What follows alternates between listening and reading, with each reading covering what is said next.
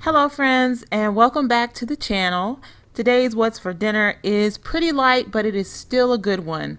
So we're going to start off by making some meatballs. And so I have about 3 slices of white bread. If you have wheat bread, use that. You guys know I'm always saying use what you have, but you're just going to go through and break it off into pieces. So you want them to be like medium-sized pieces, not too fine, but definitely not too large.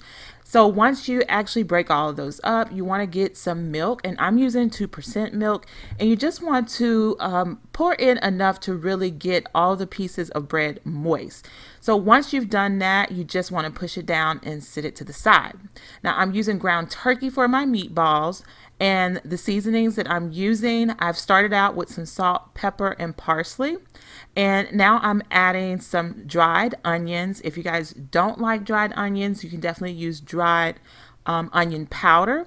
Next, I'm going to go in with some paprika. This is regular paprika, but you can definitely use smoked paprika, whatever you have on hand. And then we're going to add some garlic powder. And guys, I'm not using exact measurements here, so you really just want to season it well and season it to your family's liking. And that's about 3 pounds of ground turkey as well. Next, you want to just dump in your soaked bread and 1 egg, and then just combine the mixture well until you have fully incorporated all of the seasoning, all of the eggs, as well as the bread. So really the longest thing that's going to take is the egg and the bread. So you just want to combine it until it's about this consistency. Now I just took 2 spoons and laid out my meatballs this way, but you can definitely use one of those little scooper doohickey, the smaller ice cream scoopers, and measure it out exact. You just want to place them all on baking sheets and then bake them in the oven at 375 degrees until they are completely done. Now, while that's baking, I'm going to actually be making some green beans out of the can. Very simple. I'm just putting a pad of butter, about a tablespoon, directly in the middle, and seasoning those green beans that have just been drained with a little bit of garlic powder and some black pepper. I'm just going to pop those in the microwave for 2 minutes. Now I'm going to make my barbecue sauce, which is just some butter, some barbecue sauce, and some honey. Eyeball it, guys, not exact measurements. And once your meatballs are done, you just want to pull them out and glaze them essentially with the barbecue sauce. If you have a lot of barbecue sauce, you can definitely just throw them all in and toss them. But as you can see here, I just have my little silicone brush that I am glazing them all with. And that's it. That's the first meal, just with some rice and some green beans.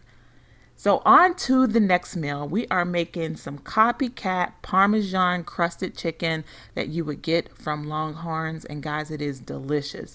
So these are the few ingredients that you will need. I will have the exact recipe that I use linked down below. So definitely check out the description box.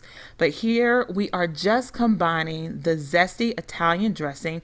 You have your option of regular Italian dressing or the zesty kind, and I opted for the zesty. Now I'm also going to put in some Worcestershire sauce, as well as some black pepper, as well as a little bit of salt and a little bit of garlic powder as well. And guys, again, the exact measurements will be down below, but I am eyeballing this.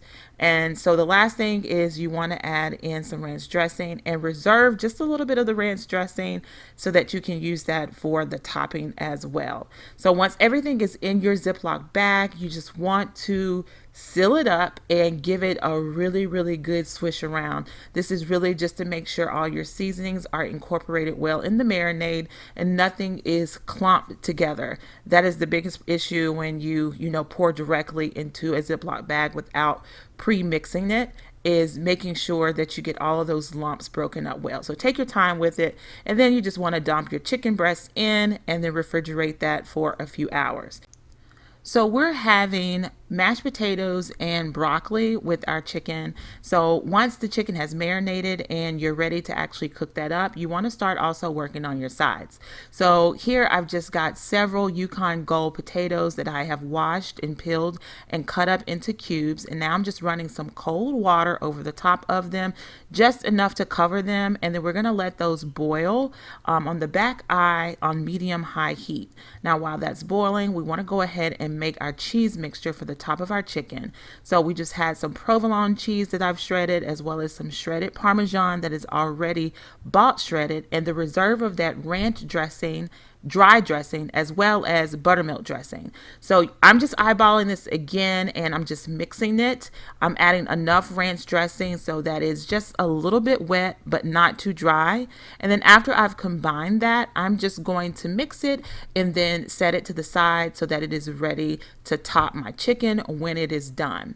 Now, after you've set that to the side, there's a lot of multitasking here. We want to make sure that we go ahead and get our water on for our broccoli to boil. Now, I usually roast my broccoli, but I had a taste for just regular good old seasoned boiled broccoli today.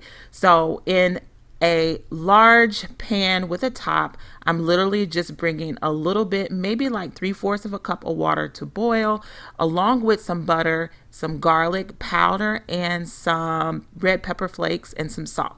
So we're just going to season the water, and that's on medium-high heat. And once we've added everything in, we're going to cover the pot and let that come to a complete boil. Now, again, we're multitasking. I'm getting my skillet ready for my Parmesan chicken, and my oven is also preheated to 375 degrees. So I'm just melting some butter and some olive oil together, and while that is coming up to temperature, I'm going to taste my water that is now to a boil, and if the seasoning is right, I'm just going to go ahead and add me 2 bags of frozen broccoli, put the lid back on, and let that cook for a while. Now my oil is to temperature, and I'm just going to add my chicken. Now these tongs were not cooperating with me. I was just throwing the chicken in the skillet, and that was not my intention. You just want to make sure that you place your chicken breasts in and you place them in gently so that you do not get popped or splash any grease. Now once they have cooked, I'd probably say about 2 to 3 minutes on each side. You just want to go ahead and flip them. I'm not looking for it to be golden brown and pretty or anything because I am finishing these off in the oven. So 2 to 3 minutes on each side, and then you want to actually pull those off and put them in the oven. Now just so I make sure that everything is coming together well, I've just melted some butter and added some panko breadcrumbs, and I've just set that to the side for later when I get ready to top my chicken.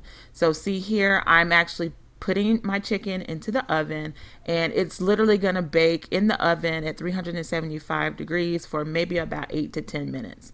Now in the meantime, during that time that the chicken is cooking, I'm going to go ahead and make my mashed potatoes. I've drained my water, and now I've just added some butter, and I'm mashing it with my mashed potato masher. Sorry guys, the lens got a little foggy, but everybody knows hopefully how to mash these potatoes. So now I'm getting ready to season. Very simple, guys. Only use a few ingredients. That's butter, parsley, garlic powder, salt, and evaporated milk. I swear by evaporated milk when it comes to mashed potatoes, but you can use 2% milk, whole milk, heavy cream, half and half, whatever you have. I just keep evaporated milk, and that is my preference. So once everything has been added, you are literally just combining everything, and you want to taste it when the seasoning is right for you. Now the mashed potatoes are done, and we're just going to set them on the back eye and cover them and move on to topping your chicken breast with your cheese mixture and your breadcrumbs, popping them in the broiler until they look just like this and they are ready to serve. Now you just want to plate, literally place your chicken on a plate and your sides and present it to your family. They are going to sop this up, guys. When I say sop it up, I mean you will not hear a peep out of them.